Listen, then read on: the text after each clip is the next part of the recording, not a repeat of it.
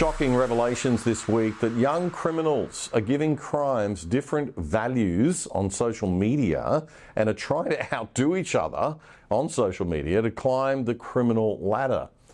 This was revealed in a special report in Brisbane's Courier-Mail this week, centred around the state's most crime-riddled city, Townsville.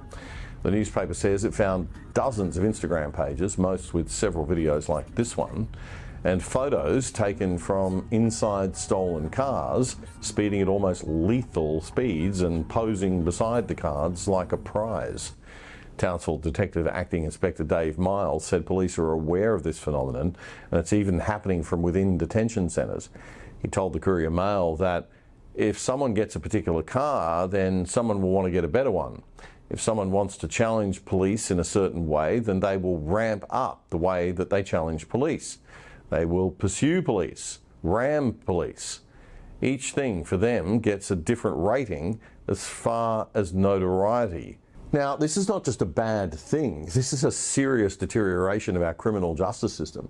It needs a crisis-style response from governments all across Australia, not just badly managed Queensland. Crime is occurring and juvenile crime is out of control in places like Townsville because these kids think they are above the law. There are no consequences for their bad behaviour or even repeated bad behaviour. Government has only got a couple of things that it has to get right. It meddles in hundreds of other things that we'd be better off not having government meddle in. But there's one or two things that we have to have government for, and crime control is one of them. And they're failing at that thing that they're supposed to do because they're too damn busy telling law-abiding citizens what pronouns we're allowed to use and what we should think and do and feel and fining us with $1,000 fines.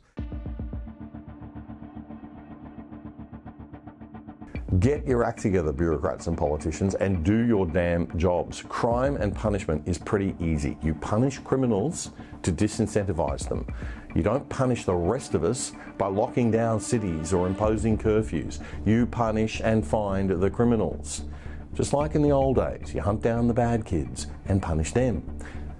Then they need to decide, using their own faculties of personal responsibility, whether to change their ways or keep on getting punished. I know there's lots of reasons why people offend. I know that we need to help kids reform. I know we need to support them to get on the straight and narrow. But they also have to cop their punishment. It's part of the healing and growing process. And we've been too lenient for way too long. So lenient that these kids are literally laughing in our faces on social media. They are mocking and threatening the police. Do you honestly think that the good men and women who become police officers are going to want to stay in their jobs if this is what they have to face? It's time to sack all the lefty criminologists and sociologists that work in our government bureaucracies. They have failed us.